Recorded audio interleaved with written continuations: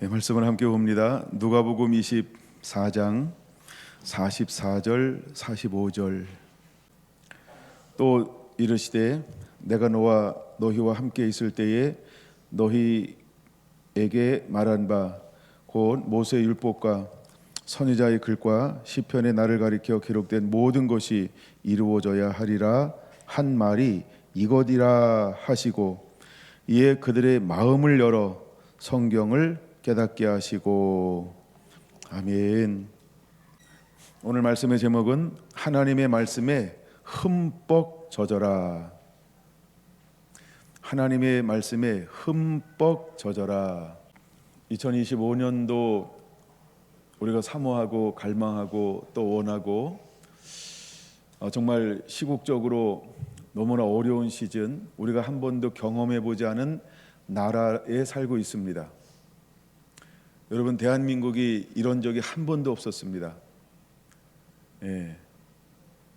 대한민국에 이런 초유의 사태가 일어나는 것이 한 번도 없었습니다. 우리 너무 조용해 있나요? 지방에 있어서. 그러나 지금 우리나라는 초유의 사태를 누리고 있는 겁니다. 대통령이 부재합니다. 국무총리가 부재합니다. 국방부 장관이 부재합니다. 내무부 장관이 부재합니다. 여러분, 경찰청장도 검찰총장도 부재합니다. 여러분, 군 수뇌부의 요직들 사령관들이 부재합니다. 24명의 대통령을 비롯한 장관들이 탄핵 소추를 당하여서 직무 정지가 되었습니다. 지금 우리는 이런 시국에 살고 있습니다. 여러분, 이것이 얼마나 지금 재난인지 아십니까? 이럴 때 우리의 시작은 무엇으로 시작해야 할까? 여러분, 우리에게는 어쩌면 매일매일이, 매월이, 매년이 이런 환란이고 불확실한 시대에 맞습니다. 우리가 한 해를 마감하면서 할 수 있는 말 중에 하나가 뭐죠? 다사다난했다, 이렇게 표현합니다. 여러분, 연말 12월 달부터 일어나고 있는 일들이 정말 초유의 사태, 이 초유의 사태라는 단어로도 다 포용할 수 없는 이런 일들이 지금 대한민국에서 실제로 일어나고 있는 일들입니다. 지금 실제입니다, 여러분. 그래서 2025년을 시작하면서 우리가 처음에 어떤 것들을 좀 붙잡아야 할까, 여러 가지를 고민하다가 계속 몇 번 이렇게 하여간 몇 번 이렇게 바꿨어요. 그래서 일단 이걸로 우리가 3개월을 함께 나아가자, 그런 마음으로 2025년도 첫 번째 비전을 이렇게 한번 잡아봤습니다. 하나님의 말씀에 흠뻑 젖어지는 2025년. 이게 제가 처음에 여러분과 한 마음으로 달려가기를 원하는 마음입니다. 그래서 하나님의 말씀에 흠뻑 젖어지는 2025년을 함께 시작하게 되기를 원합니다. 우리는 2024년도 1월 달부터 5월 달까지 성경을 일독하는 것을 시작함으로 2024년을 시작했습니다. 그리고 대림절을 함께 묵상하는 것으로 이제 한 해를 마무리했습니다. 그럼 2025년도는 우리가 무엇을 중심으로 해서 함께 나아갈까? 그래서 하나님의 말씀에 흠뻑 젖어지자. 흠뻑 젖어진다라는 말은 소킹입니다. 소킹, 흠뻑 젖는다, 이런 말입니다. 우리가 하나님은 말씀을 뭐에 비유하고 있냐면 여러 가지로 비유하고 있는데 그 중에 하나가 비에 비유하고 있습니다. 그래서 우리가 말씀이라는 은혜의 비, 생명의 비, 이 때에 따라 내려주시는 그 하나님의 말씀의 비에 젖어지게 되기를 원합니다. 하나님은 우리를 물가에 심겨진 나무라고 표현하고 있습니다. 그래서 저는 우리는 말씀의 물가에 심겨진 나무가 되어야 합니다. 그래서 뿌리가 언제나 원하고 필요로 할 때 그 물을 빨아서 나무가 자라나고 성장하고 발육하고 잎사귀를 나고 꽃을 피우고 열매를 맺어서 결실을 할 수 있도록 그 물가에 심겨진 나무로 자랄 수 있도록 우리는 젖어져야 합니다. 하나님의 말씀에 젖어지는 그 삶을 사는 자가 되어야 합니다. 그래서 많은 영어 단어를 찾아봤어요. 이걸 가장 적절하게 표현할 수 있는 영어 단어는 무엇일까? 수많은 단어를 검색을 해봤어요. 그 중에 모든 단어를 쓴다 그러면은 하나의 글이 되겠죠. 그러면 이걸 가장 포괄적으로 제가 표현하고 싶은 것을 표현해 줄 수 있는 단어가 뭘까? 게다가 제가 아주 몇 년에 거의 한 10여 년 동안은 잘 사용하지 않았던 단어가 쇼킹이라는 단어가 여러분 있었죠. 하나님의 임재 가운데 깊이 젖어든다, 이런 걸 우리가 한잠했던 적이 있어요. 이 단어가 가장 적절하겠다라고 생각을 해서 제가 다른 단어들을 다 옆으로 밀어놓고 소킹이라는 단어를 가져왔습니다. SOAKING. 그래서 흠뻑 젖어드는 거예요. 깊이 들어가는 거예요. 그 안에 깊이 들어가서 푹 잠기는 거예요. 이것을 소킹한다라고 말합니다. 이제 우리는 말씀에 깊이 잠겨지게 되기 원합니다.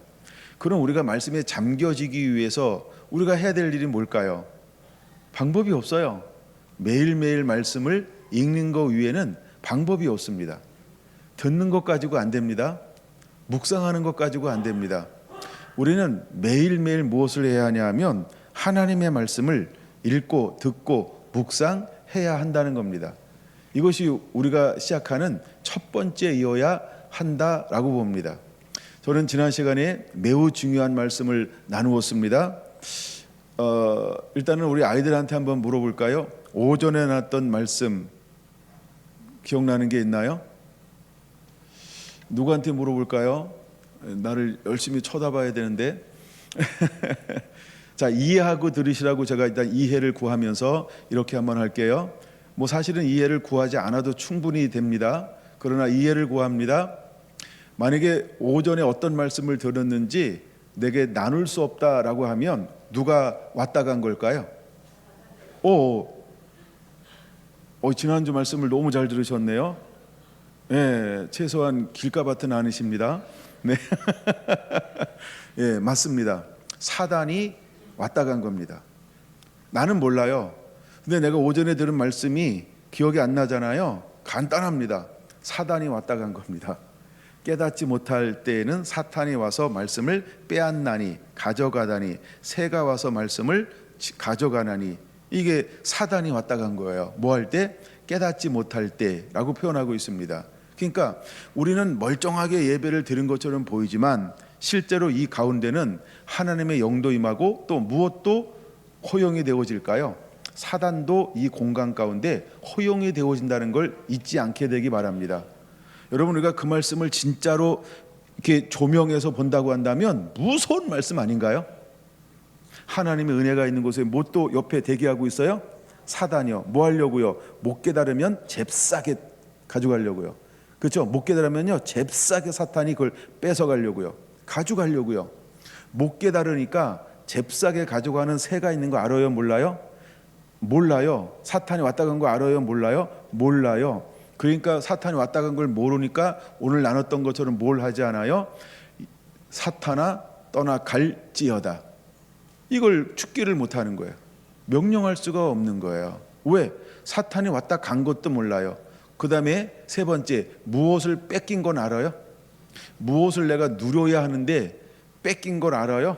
모릅니다. 그게 다 모르는 거예요. 이걸 우리는 무지라고 말합니다. 그래서 하나님은 무지를 선이라고 말을 해요? 죄라고 말을 해요? 죄라고 말하는 거예요. 그래서 나는 몰랐는데요. 청문회 갈 때 대부분 사람들이 불리하면 뭐라고 대답하죠? 기억이 안 납니다. 모릅니다. 이러잖아요. 그거는 하늘나라에 가면 뭐가 될까요? 죄예요. 세상에서는 법은 우리가 정하는 거니까. 그러니까 법이 세상에서는 통한다 할지라도 하나님 앞에는 통한다, 안 통한다? 안 통한다. 그러므로 이 땅에 살면서 권력이 있고 힘 있고 부가 있고 영향력 있고 많은 것들을 기득권을 가지고 있을 수 있어요? 네, 1%로 살 수 있어요. 아니요, 1% 중에 또 1%인 0.1%로 삶을 살 수 있어요. 근데도 하나님을 경외하지 않으면, 하나님을 임금과 구주로 모셔드려서 온전히 살지 않으면 반드시 지옥 갈 거라는 것을 우리는 생각해야 한다는 것입니다. 할렐루야. 그래서 오늘 말씀을 우리가 기억하지 못하게 하는 것은 사탄이 하는 일입니다. 자, 그러면 이제 그래서 우리가 이 악한 때, 환난의 때, 이제 이 마지막 때가 오는 이 징조에 정말 우리 성결한 교회 성도 한 분 한 분들이 어떤 삶을 살아내야 할까? 제가 아무리 여러 가지로 막 이렇게 머리를 굴려봤어요. 정말 이 마지막 때 우리가 무엇으로 다시 한번 옷 입고 준비하고 깨어 있고 예비하고 또 어떤 말씀을 증거해야 할까라고 할 때 그냥 방향을 한번 이렇게 잡아보고 싶었었어요. 그래서 제가 여러 가지 이제 낙서했던 게 하나가 뭐냐면 멈출 수 없는 부흥, 이런 걸 한번 잡아봤어요. 정말 이게 필요한 게 부흥이니까. 그다음에 멈출 수 없는 기도. 이거 너무 멋있더라고요. 정말 우리가 오늘 역전되리라 하는 것처럼 기도를 멈추지 마라. 제 마음대로 했네요. 그래서 하여간 기도를 멈추지 마라. 이 찬양을 우리가 한 1월달, 2월달은 매주 했으면 좋겠어요. 우리가 역전되기를 원합니다. 어떤 상황 속에서도 우리가 해야 될 일은 기도를 멈추지 않는 것입니다.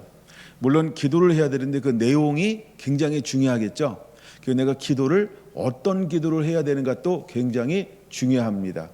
나중에 이제 시간과 여유가 되면 어떻게 기도해야 되는지도 한번 구체적으로 이걸 나눠 드리겠습니다. 간단한 건데 그렇게 어려운 건 아닌데 우리가 둥그렇게 기도하지 말고 하여간 구체적으로 여러분 기도해야 합니다. 지금은 우리가 어떤 광범위한 기도를 해야 되는 시기가 아니고 어떤 면에서는 아주 타켓 기도를 해야 돼요. 정확하게 조준해서 기도해야 하는 그런 시대에 우리가 지금은 접어들었어요. 여러분, 이 시국이 얼마나 오래 갈지 몰라요. 그리고 이 파장이 언제 끝나서 다시 회복될지 몰라요. 회복되기까지는 정말 오랜 시간이 걸릴 거예요. 그것이 6개월이 될 수도 있고 1년이 될 수도 있고 아니면 5년이 될 수도 있고 5년이 지난데도 불구하고 여전히 늪에 빠져 있을 수도 있어요. 어떤 일이 벌어지느냐에 따라서 그것은 굉장히 달라지게 될 거라고 하는 겁니다. 어쩌면 우리가 지금 보내고 있는 이 시에는요, 대한민국이라고 하는 체제에 어떤 변화가 일어날 거라고 하는 굉장히 일제시대보다 더 강력한 그런 난국을 우리가 맞이하고 있는 것입니다. 그래서 여러분, 이 시대를 여러분들이 잘 읽어내야 하고 이 시대에 여러분들이 무엇을 멈추지 않는 자가 되어야 할까 할 때 기도를 멈추지 않는 자가 되어야 되고, 그 다음에 기도를 멈추지 않았다, 반드시 역전이 일어날 것인데 하나님은 어떤 사람들을 찾아낼까라고 할 때, 그래서 그것을 총괄할 수 있는 것 중에 하나가 뭘까라고 여러 가지로 머리를 돌리다가, 하여간 재밌게 표현인데 그렇게 묵상을 하고 막 씨름하다가 제가 일단은 첫 번째 잡은 것은, 그래, 우리가 가장 중요한 것 중에 하나는 하나님의 말씀에 흠뻑 젖어지는 것이다. 그래서 우리가 하나님의 말씀에 젖어져야 이 난국, 어떤 것이 온다 할지라도 흔들리지 않는 하나님의 사람이 될 수 있다라고 하는 것입니다. 여러분, 성경에 어둠이 있습니다. 극한 박해가 있고 고난이 있습니다. 그 다음에 소망이 없습니다. 때로는 50년 동안, 때로는 100년 동안, 때로는 수백 년 동안 어떤 소망도 없습니다. 여러분, 우리가 이미 종교개혁 이후에 지금까지 올 때 수천 년, 그러니까 즉 말해서 2000년이 지나갔습니다. 근데 어떤 시대에 소망이 있었을까요? 여러분, 300년의 소망이 있었을까요?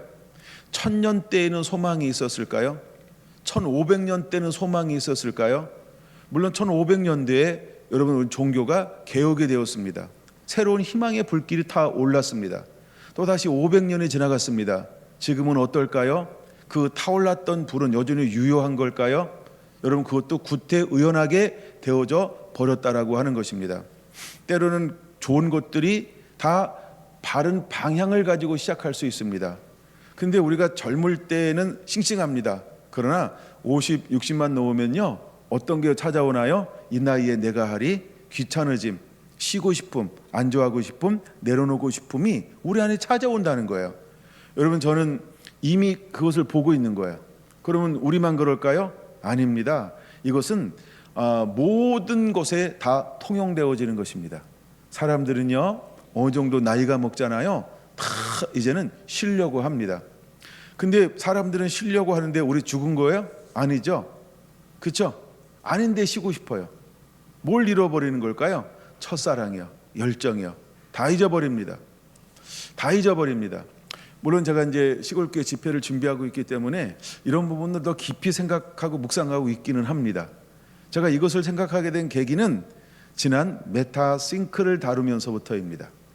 유다를 다룰 때 주님께서 제게 한 번도 생각해보지 않았던 하나의 관점을 계속해서 마음속에 주었어요. 그게 뭐라고 말씀했죠? 유종의 미인 것입니다. 여러분, 8명의 개혁자가 있습니다. 처음은 잘 나갔습니다. 근데 그들의 말로는 하나같이 어떤 결과를 가지고 있나요?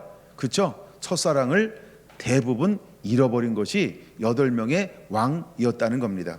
첫사랑을 잃어버리지 않은 왕은 누구일까요? 한 사람밖에 없습니다. 누구라고요? 다윗이요. 그처럼 첫사랑을 잃어버린다는 것은 너무나 쉽다라고 하는 겁니다. 여러분은 예외일까요? 나이 먹는 것을 두려워할 줄 알아야 됩니다. 나이 먹는 게 두려운 거예요. 정말 나이 먹은 게 두려운 거예요. 이제 여러분 보세요. 80 넘었어요. 90 넘었어요. 내 마음대로 안 돼요. 내 뜻대로 안 돼요. 몸도 가릴 수 없어요. 행동도 그래요. 예, 이제 아무것도 할 수 없다고 생각해요. 뭘 하려고 할까요? 소망 없습니다. 비전 없습니다. 그렇죠? 거기서 꿈꾸고 있는 노인들이 있다? 대단한 겁니다. 몸부림치는 노인들이 있다? 대단한 겁니다. 그렇죠?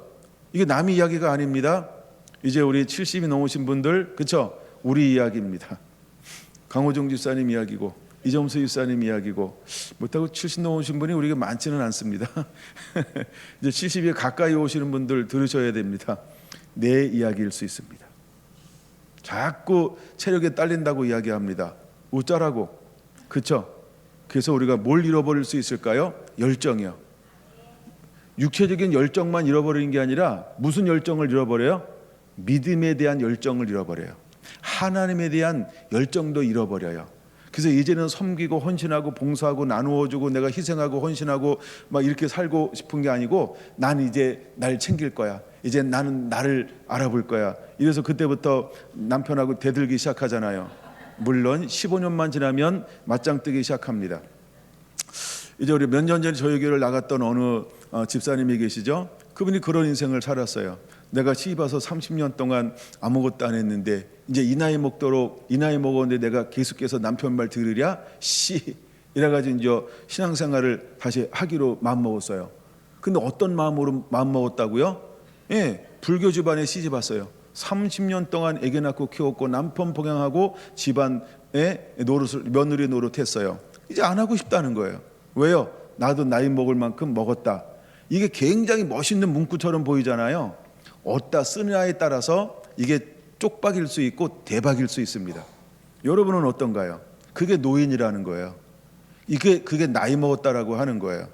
그렇죠? 그러므로 우리에게 가장 필요한 것 중에 하나가 뭐냐 하면 하나님의 말씀에 젖어지는 거예요. 할렐루야. 그래서 2025년도는 우리가 말씀에 젖어지게 되기를 원합니다. 그래서 제가 여러분 전체 카톡에 2가지를 올려놨는데, 두 번째 것 중에 하나가 뭐냐 하면 우리가 함께 하기를 원하는 것이 있습니다. 그게 성경은 전부 1189장으로 되어져 있습니다. 구약이 929장으로 되어 있고 신약이 260장으로 이루어졌습니다. 그래서 둘을 합치니까 1189장입니다. 자, 이번에는 1월달, 2월달, 3월달까지는 신약을 함께 한 달에 한 번씩 일독 해서 신약을 3독하기를 원합니다. 그게 제가 3개월 한번 나눠봤어요. 그랬더니요, 30일 동안 읽으면 어떻게 읽어야 되나 했더니 8.3인가 이렇게 나옵니다. 그래서 하루에 9장 읽으면 여유롭게 신약을 한 달에 1독할 수 있습니다. 하루에 몇 장이요? 9장 기준으로 하면 됩니다. 하루에 9장 그러면은 신약을 일독할 수 있습니다. 왜 이때는 어떻게 성경을 읽냐 하면 아무 생각 없이 그냥 왜 생각 없이 읽는다라는 표현을 쓰냐 하면 젖어드는 겁니다. 가랑비에 옷 젖듯, 가랑비에 옷 젖듯. 예, 소나기에는 젖는 게 아니고 흠뻑 예, 젖어집니다. 그렇죠?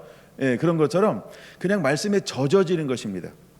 이미 어떤 사람들은 새로울 거고 어떤 사람들은 더 많은 것들을 이렇게 그 속에서 은혜를 얻을 수 있게 될 것입니다.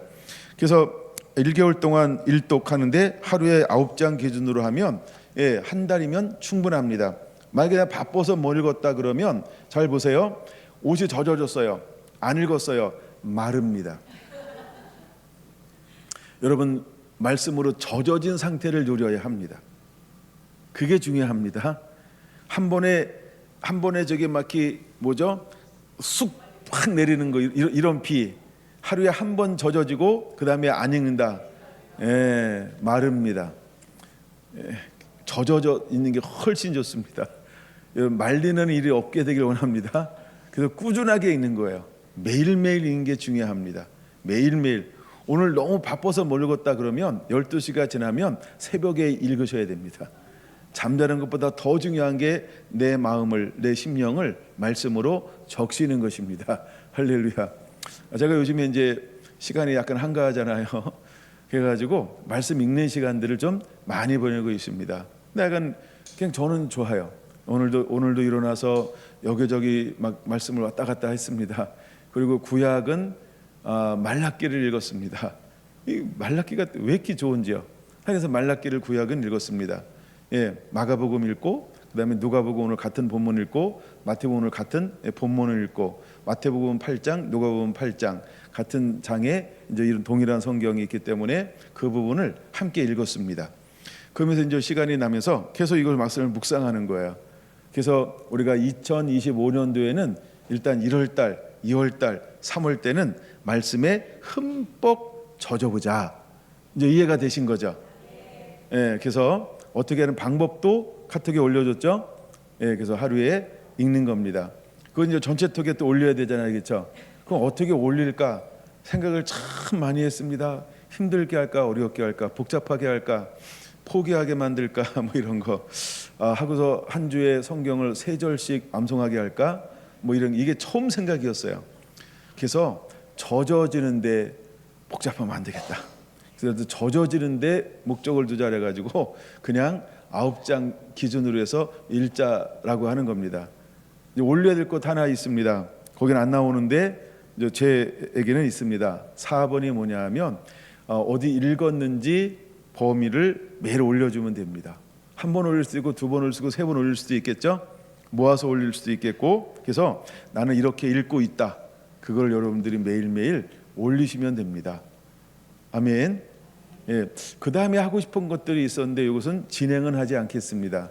그러나 본문을 딱 읽은 다음에 난 요 정도는 나누면 좋겠다라고 생각하시는 분이 혹 있다라고 한다면 제가 어제 오늘 하나의 말씀을 올리고 기도를 짧게 올린 것이 있어요. 그렇죠?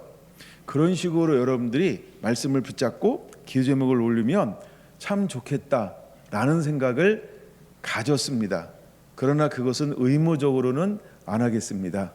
예, 왜냐하면 지금 일단 3개월 동안 목적은 말씀에 젖어지는 것입니다. 이해가 되셨죠?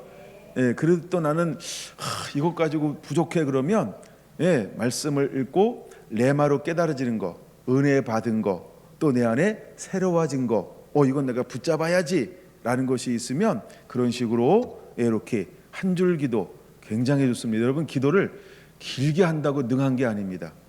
어떻게 기도하는 거예요? 표적 기도라고 해가지고요. 요즘에 암을 치료할 때 어떻게 한다고요? 표적. 그것처럼 우리가 기도할 때도요. 길게 하고 당하게 하는 게 능사가 아니고요. 표적 기도입니다. 명확하게. 할렐루야. 그래서 그냥 말씀을 이런 거죠. 주여 말씀을 깨닫게 하여 주시옵소서. 예수님의 이름으로 기도합니다. 이 기도가 얼마나 중요한 기도인지 몰라요. 이제 그게 얼마나 중요한 기도인지 좀 감이 오시나요? 내가 못 깨닫잖아요. 그럼 누가 왔다 간다고요? 알아서 하세요. 그러니까 이 말씀은 모든 것의 출발점이라는 거예요. 무엇이? 말씀을 깨닫는 거예요. 말씀을 깨닫는 거예요. 할렐루야. 요한계시록 3장 18절 안약을 사서 눈에 발라 보게 하라. 여러분, 안약을 가지고 나누어 줄 수 있는 사람들은 세상에 없어도 어떤 사람일까요? 옥토요. 말씀을 듣고 깨달아야만 안약을 나누어 줄 수 있습니다. 왜 오늘 본문을 제가 어디 읽었어요? 누가복음 24장 44절 45절을 읽었습니다. 45절은 뭐라고 말씀하고 있나요? 마음을 열어 성경을 깨닫게 하시고요. 예수님께서 부활하셔서 제자들을 만나서 40일 동안 머무를 거예요. 그 중요한 시간이요. 아니, 예수님은 알잖아요. 감각적으로 내가 머무를 타임은 며칠이라고요? 딱 인간으로 계산해서 40일이요. 하나님의 타임이 아닌 인간 타임 40일밖에 없어요. 근데 그 40일밖에 없는 그 시간을 매일매일 똑같은 걸 했다는 거예요. 그게 뭐라고요? 하나님의 나라의 일을 말씀하신 거예요. 근데 공생애 할 때는 어떻게 했어요? 제자들의 마음을 열어주면서 깨닫게 하지 않았어요. 근데 부활하시고 나서는 제자들의 마음을 어떻게 했어요? 마음을 열어, 와우, 깨닫게 하셨다는 거예요. 왜 예수님 부활하셔서 마음을 열어 깨닫게 했을까요? 말씀에 젖어져야만 누구처럼 살아갈 수 있을까요? 예수님처럼. 누구처럼 일할 수 있을까요? 예수님처럼. 그러니까 마음을 열어 깨닫지 아니하면 예수님이 걸어간 길을 걸어갈 수 없다는 거예요. 그래서 2024년 정말 한 번도 경험해보지 않은 시국을 맞이해서 정말 하나님의 사람들이 무엇을 해야 할까? 강화문에 나가는 거 필요합니다. 나가야 합니다. 예, 유튜브에 나가서 외쳐야 합니다. 예, 그거 필요합니다. 또 하나 우리들이 해야 될 것 중에 하나가 그것이 무엇일까요? 하나님께서 위기적인 것을 만났을 때 하나님의 섭리에 의해서 붙들려 쓰임받을 수 있는 준비되어지는 사람들, 여러분 그런 사람들이 있어야 합니다. 그럼 이런 사람들의 공통점이 무엇일까라고 할 때 말씀에 젖어진 사람입니다. 말씀에 젖어진 사람들을 성경이 표현하는 하나의 단어가 있습니다. 그게 어떤 단어일까요? 의롭다, 의로운이라는 단어인 것입니다. 그래서 영적인 어둠이 있습니다. 실제로 사회에 어둠이 있습니다. 압제가 있고 범죄가 있습니다. 그 다음에 음란하고 음란한 시대입니다. 그 다음에 환란의 시대입니다. 그때 하나님께서 쓰시는 사람들은 공통점을 가지고 있어요. 그래서 이 사람들을 저는 말씀에 젖어진 사람이다. 근데 젖어진 사람의 특징이 뭐냐면 의롭다라고 하는 것입니다. 여러분 영어 성경을 보고 언어 성경을 보면 충성됨이라고 하는 단어는 또 어떤 단어로 번역이 되는지 혹시 아시나요? 충성된 사람 뭐라고요? 신실. 네. 충성된 사람은 신실하다. 충성된 사람은 또 어떤 단어로 번역이 될까요? 이 사람들은요 믿음의 사람이라는 것입니다. 이 사람들은 믿음의 사람이라는 겁니다. 충성되다라고 하는 것은 믿을 만한 사람 이런 거. 그래서 믿음의 사람이다라고 하는 것입니다. 충성된 사람의 특징이 믿음의 사람이라고 하는 것입니다. 여러분 믿음은 무엇으로 만들어지는지 아시죠? 하나님의 말씀을 들음에서. 그래서 의롭다라고 하는 것은 뭐냐 하면 믿음을 순종으로 살아내는 사람들이 의로운 사람인 것입니다. 믿음은 하나님의 말씀으로 만들어지는 것입니다. 그래서 먼저 우리에게 필요한 것은 무엇이냐 하면 하나님의 말씀이 들려져야 한다는 것이죠. 그래서 하나님의 말씀을 듣고 깨닫는 자 굉장히 중요한 겁니다. 좋은 밭이라고 하는 것은 어떤 사람이다? 말씀을 듣고 깨닫는 자니 할렐루야. 착한 마음으로 말씀을 받는 것입니다. 선한 마음으로 말씀을 받는 것입니다. 그리고 인내함으로 지켜 결실에 이르기까지 인내하는 사람들입니다. 무엇 때문에 이것이 가능할까요? 충성됨, 즉 그 말씀을 그대로 받아들임. 이걸 우리는 믿음이라고 표현하는 것입니다. 그러므로 보세요. 우리가 이런 말이 있습니다. 비가 위에서 내려서는 다시 올라가지 아니하고 그 비가 어떻게 된다고요? 땅에 스며드는 겁니다. 땅에 스며드는 것입니다. 우리가 젖어든다라고 하는 것은 어떤 의미냐 하면 나 그거 들었지 한쪽 귀로 듣고 한쪽 귀로 흘러가는 게 아니고요.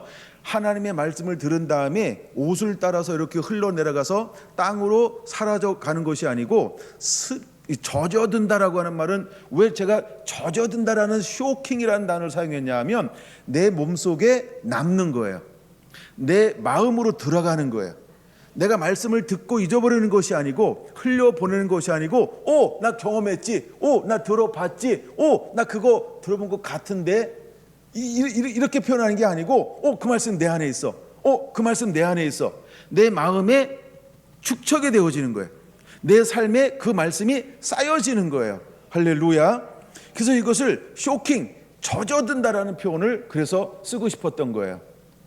근데 의롭다라고 하는 사람은 어떤 사람이냐 하면 말씀을 가지고 삶을 살아내는 사람들이라는 거예요.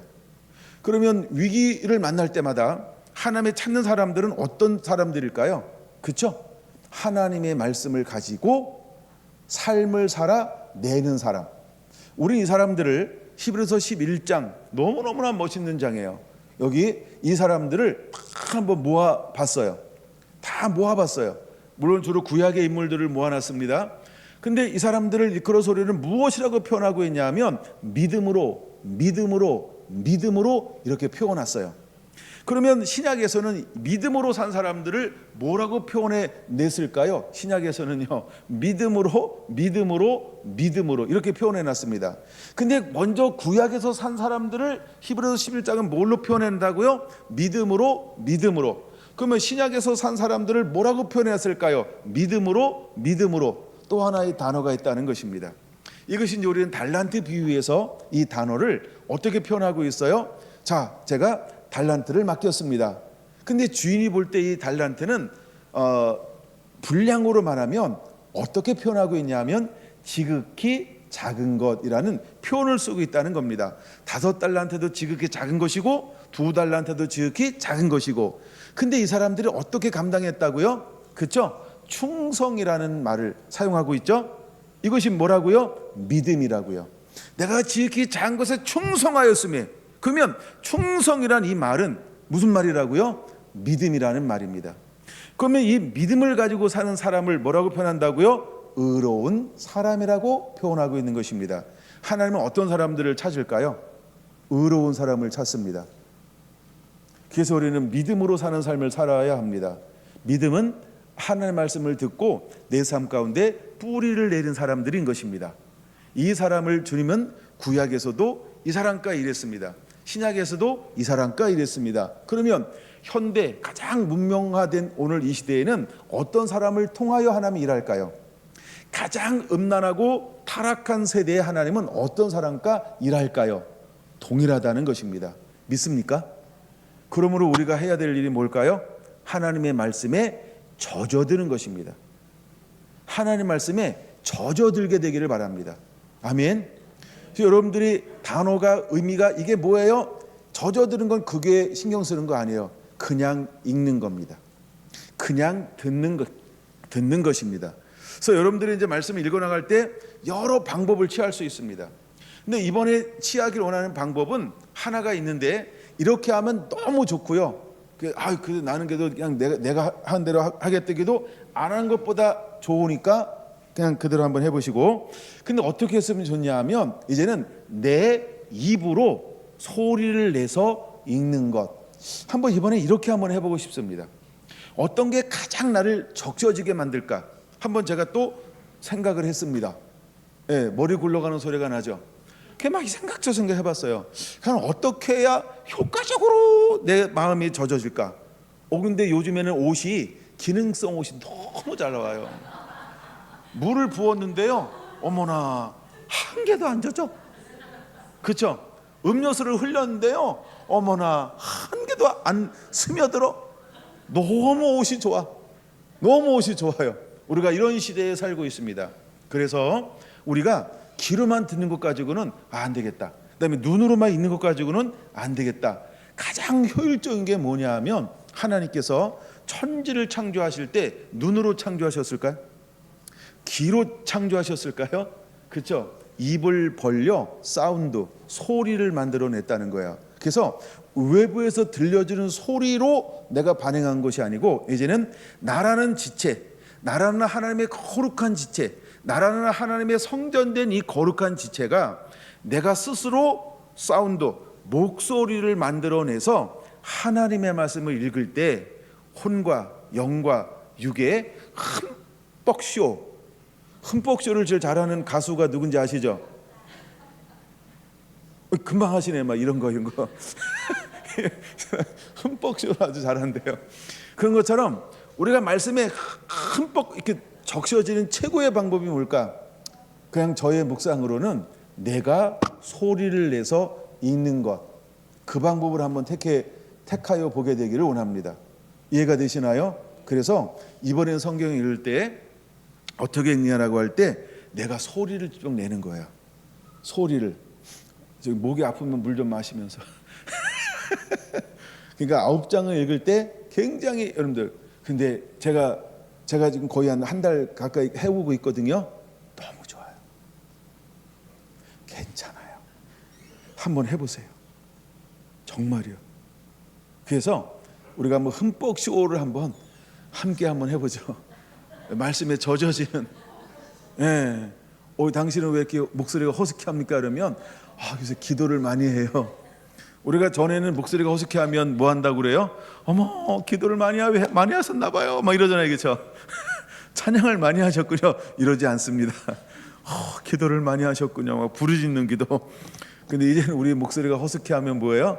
어머, 말씀을 소리내서 읽으셨군요. 그래서 우리의 삶 가운데 가장 하나님의 은혜가 깊이 스며들 수 있도록, 그래서 하나님의 말씀을 소리내서 함께 읽어나가면서 우리가 흠뻑 젖어지는, 그래서 하나님의 은혜로 나를 가득 채우는 그런 은혜들이 있게 되기를 원합니다.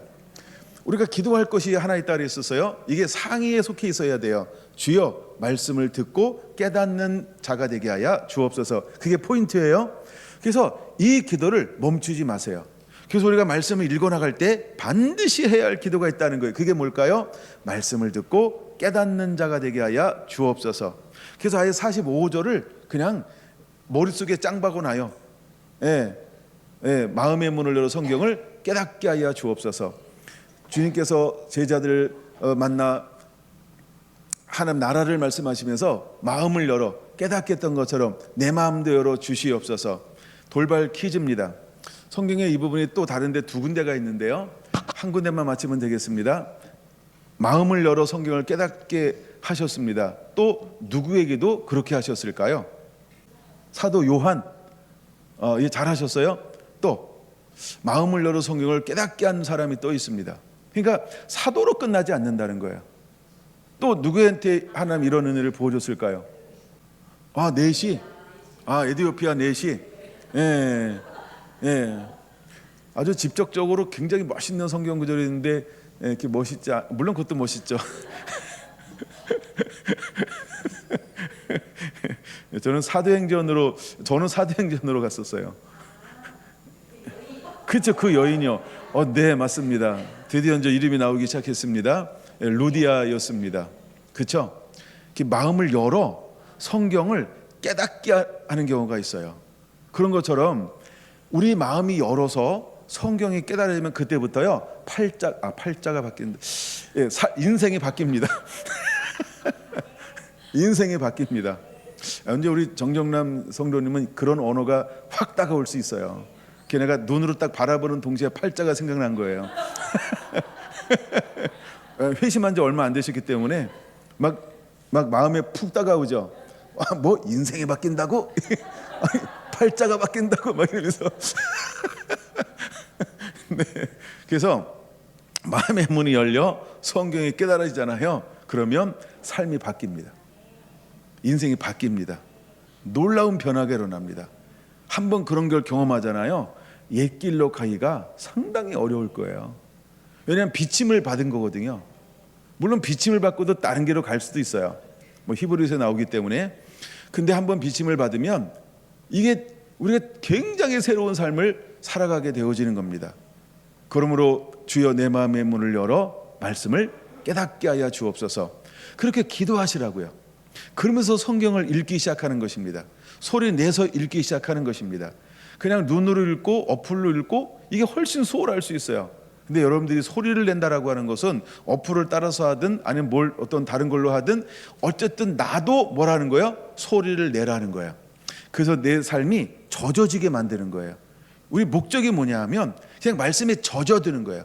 그래서 내 말씀이 늘 말씀에 젖어 있는 상태로 나를 만드는 거예요.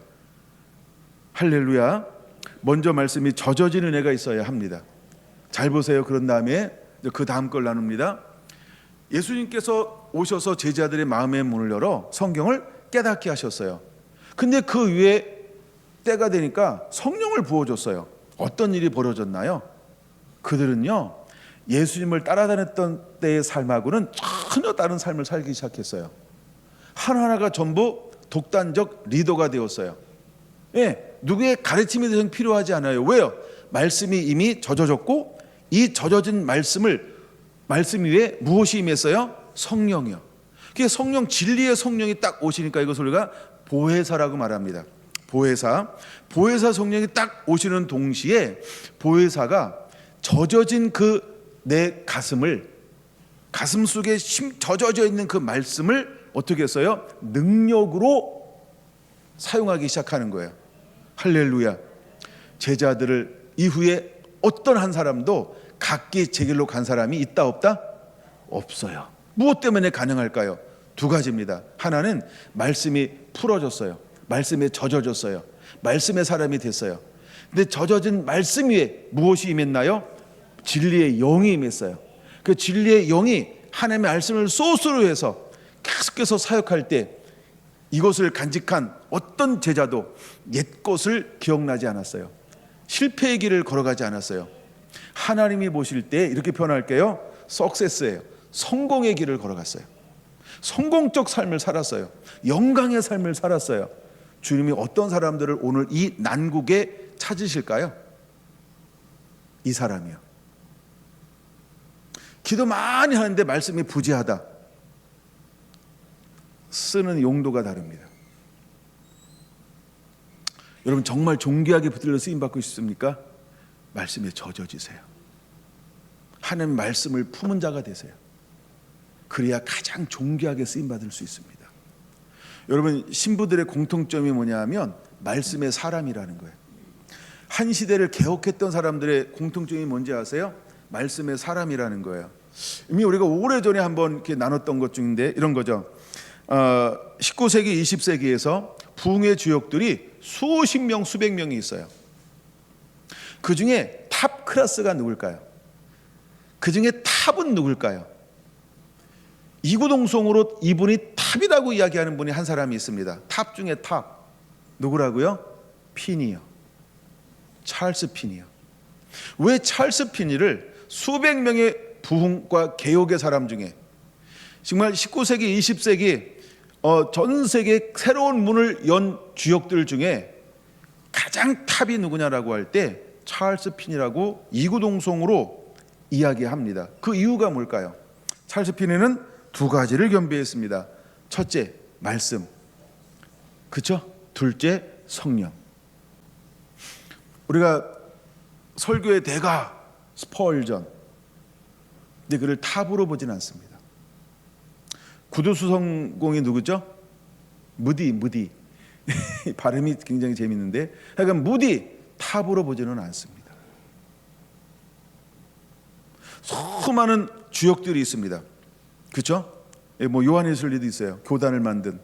하여간 수많은 사람들이 있어요. 근데 그들을 탑으로 보지 않습니다. 누구를 탑으로 볼까요? 찰스 피니요. 왜 그럴까요? 말씀을 겸비한 사람이에요. 두 번째, 진리의 영으로 겸비한 사람이에요. 근데 찰스 피니가 가는 곳들마다 어떤 역사가 일어났을까요? 하늘의 영광이요.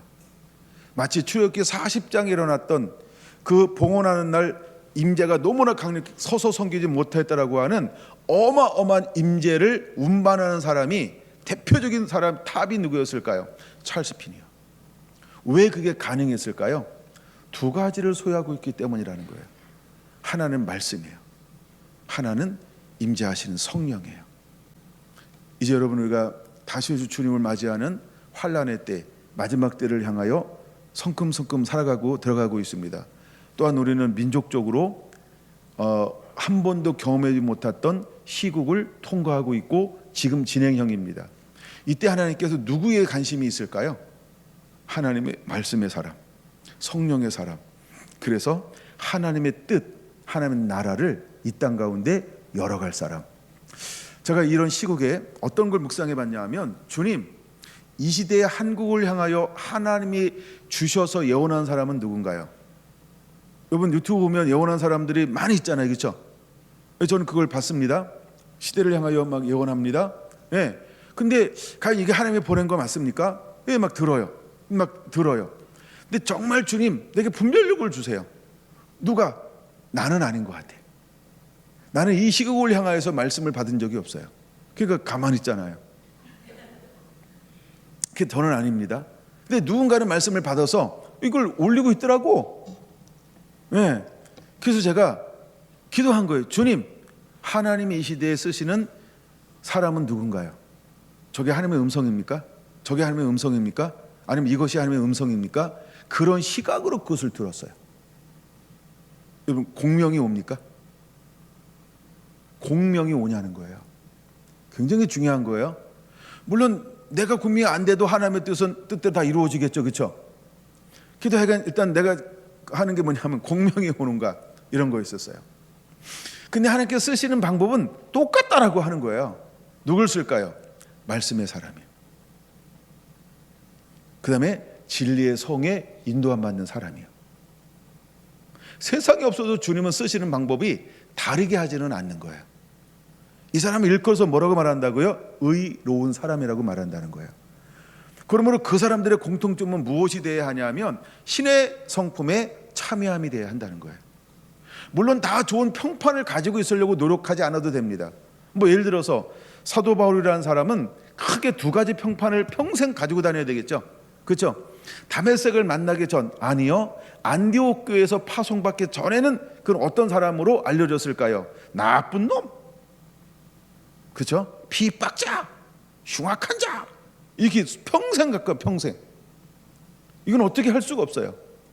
근데 변화된 경험이 뚜렷한데 그 이후의 열매가 어때야 돼요? 하나님이 함께하는 사람여야 한다는 거예요. 뭐가? 열매가요.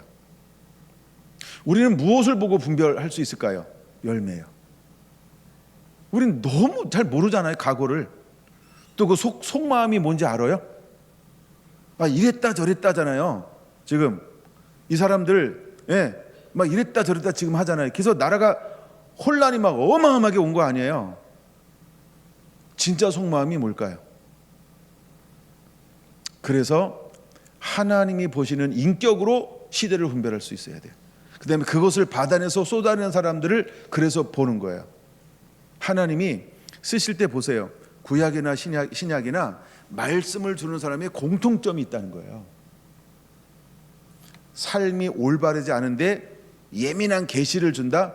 누가 있을까요? 아는 분 손 들어보세요. 일단 구약에 한번 봅시다. 삶이 개차반이에요. 인격이 개차반이에요. 근데 하나님께서 계시를 줘서 쓰신 사람이요. 시대를 열어간 인물이 있나요? 순간적으로 뭘 쓰는 사람들은 개차반도 있을 수 있어요. 그러나 방향을 제시하고 길을 제시하고, 예, 하나님의 마음을 담아내는 사람은요, 개차반은 없습니다. 나쁜 열매가 없다고요. 나쁜 나무를 쓰지 않는다고요. 그래서 그 삶이 어떻게 살고 있지, 사역을 어떻게 하고 있지, 뒤를 보는 겁니다. 그 주변에서 그를 뭐라고 평가하고 이해하는가 더불어 볼 수 있는 게 보는 겁니다. 그리고 그가 품어내고 실제로 사역은 어떻게 하는가, 그걸 보는 것입니다. 할렐루야, 할렐루야. 여러분, 이런 것들 더불어 보아야 한다는 것입니다. 아멘. 이 분별이 굉장히 어려운 것 중에 하나예요. 그래서 하나님은 분별을 뭘로 허락해 주었어요? 은사로 주시는 거예요. 내가 가진 것 가지고 다 볼 수 없으니까 이것은 은사의 영역이다. 즉 성령의 영역, 하늘의 영역이라는 거예요. 그래서 이 시대에 우리가 그런 분별법, 은사적 분별법, 이 은혜를 반드시 가지고 있어야 한다라고 하는 겁니다. 이거 약간 잠시 이제 옆으로 나갔던 거고, 오늘 핵심은 이겁니다. 우리가 하나님의 말씀에 젖어지게 되기를 원합니다. 하나님의 말씀에 젖어지는 하나님의 사람들이 되기를 원합니다. 그랬을 때 하나님이 우리를요, 또 다른 시대에 때가 되면 반드시 말씀에 젖어진 의로운 사람을 통하여 일하실 것입니다. 믿습니까? 믿어야 합니다. 왜냐하면 신부는 실패하면 안 되기 때문에 그렇습니다. 이제 마지막 때의 계시를 가진 사람들은 실패하지 않아야 합니다. 할렐루야. 물론 중간에 있는 수많은 사람들은 실패하는 것처럼 보였다는 거예요. 우리가 이미 두꺼운 책 다 읽었죠? 가지고 있나? 두꺼운 책에 있잖아요. 이거 치유의 역사의 거장들이요. 근데 이 책을 제가 좋아하는 이유는 이것 때문에 좋아한다 그랬어요. 전 세계 부흥의 주역들을 모아놨어요. 근데 어릴 때 모아놨어요. 어떻게 은혜 받았는지, 은혜 받고 어떻게 사역했는지도 모아놨어요. 근데 이 책에만 있는 게 있어요. 부흥 이후에 어떻게 실패했고, 어떻게 일어났고, 또 다시 자빠졌고, 어떻게 또 일어났다가 어떻게 죽었다. 이거를 이야기하는 책은 거의 없어요. 근데 이분이요, 하나님의 은혜를 받은 음성을 들었어요. 그래서 자기는 그걸 다 연구를 한 거예요. 그러고 난 다음에 책을 집필한 거예요. 2권, 3권 집필했어요. 제가 그 책을 다 샀는데 다 두꺼워요, 책이요. 근데 그곳에서 보여주는 게 뭐냐 하면, 부흥의 주역으로 쓰임 받았다가 외부로부터 오는 공격, 누구죠? 사단이요. 사단이 끊임없이 공격하면서 어떻게 무너졌는지. 근데 무너지는 건요, 똑같이 무너집니다. 제일 많은 게 뭘까요? 성이요, 성. 가정이 무너집니다. 부부관계가 무너지고, 자녀가 무너지고, 자기 자신이 무너져요. 이걸 우리는 성이라고 보는 거예요. 성. 가장 많이 무너뜨리는 게 성이에요. 두 번째가 뭘까요? 재정. 세 번째가 뭘까요? 공명심. 어쩌면 이렇게 똑같은가요? 우리가 은혜가 충만하잖아요. 네, 우리가 굉장한 하나님의 사람이 됐잖아요. 근데도 사탄이 가져다주는 우리를 무너뜨리는 도구는 똑같네 라는 거예요. 다른 걸로 우리를 공격하지 않아요. 그러니까 우리의 최약점이 무엇일까요? 육신의 정욕, 안목의 정욕, 이생의 자랑. 이 사람들이 무너진 것은 딱 3가지로 전부 무너졌다는 거예요. 3가지로. 희한하지 않습니까? 그렇죠? 그럼 우리가 이 말씀에 날마다 젖어지지 않으면 뭐 할 수 있다는 거예요? 그렇죠? 사단의 공격을 이겨낼 재간이 없다는 거예요. 그 사람들이 뭐 성령을 모릅니까? 임재가 없습니까? 은사가 없습니까? 지금 열매가 없습니까? 세력이 없습니까? 다 있어요. 근데 보이지 않는 영적 싸움에서 그들이 왜 하나같이 그렇게 추풍낙엽처럼 마지막 입서도 아닌데 다 떨어지든가요? 나는 그걸 총체적으로 읽으면서 묵상할 때 이게 마지막 입세인가? 이런 생각을 해본 적도 있어요. 네, 다 떨어지고 마지막 혼자 외롭게. 그래서 마지막 그 노를 보면요, 쓸쓸하게 죽어가는 사람들이 얼마나 많은지 몰라요. 네, 참 그게 저를 슬프게 했던 것 중에 하나예요. 왜요? 나의 이야기일 수 있기 때문에 그런 거예요. 여러분 아직 안 죽었잖아요. 그러니까 이게 남의 얘기가 아니고 나의 이야기일 수 있다라고 하는 것입니다. 그럴 수 있죠. 근데 하나님은 이 시국 속에서도 하나님은 숨겨놓은 사람들을 숨겨놓았다는 거예요. 믿습니까? 그럼 누군가 남한 사람이 있어 이러고만 있을 거예요? 여러분들이 뭔가 하나님의 쓰실 수 있도록 나라는 그릇을 만들 거예요. 그렇죠? 내가 지금 강화문에 나가지 않고 있다 할지라도 여러분, 우리가 하나님이 이 시대에 뭔가 담아줘서, 그렇죠? 쓰실 수 있는 무엇은 준비해야 할까요? 그릇이요. 둘 중에 하나입니다. 하나는 그렇게 쓰임 받든지, 하나는 그 살 준비하다가 죽든지. 죽는다 이 말은 뭐냐면 천국 가고 주님 품에 안기면 그걸로도 굉장한 거죠, 그렇죠? 근데 하나님은 어떤 사람들이 또 일으킬까요? 그렇죠? 하나님의 마음을 이 시대에, 아니면 이 대한민국 이 난국에 선포할 사람을 반드시 하나님은 일으킬 겁니다. 자, 사단은 어떻게 할 거라고요? 끊임없이 공격할 겁니다. 여러분을 흥분시킬 거예요. 여러분을 왜? 하나님이 쓰지 못하도록. 정결한 그릇을 방해할 거예요. 나의 순전한 그릇을 방해할 거예요. 나와 아버지와의 관계를 방해할 거예요. 다니엘만 방해하는 게 아니에요. 하나님이 쓰시는 사람들은요, 그렇게 방해할 거예요. 시비를 걸 거예요. 속임수로 올가미를 만들고 그물을 만들어 함정에 빠뜨릴 거예요. 빠져도 됩니다. 아멘. 다니엘은 함정에 빠지고 나올 때마다 어떤 역사가 일어나는지 다 알잖아요. 하나님의 영광을 받으셨어요. 더 높아졌어요. 그러니까 여러분, 그런 걸 그냥 아예 생각도 하지 말고 두려워하지도 말고 논하지도 마. 내가 갈 길을 가면 됩니다. 가장 선하고 착하게. 그게 준비된 그릇입니다. 그리고 우리가 준비되는 최고의 방법 중에 하나가 뭐냐 하면 하나님 말씀에 젖어드는 거예요.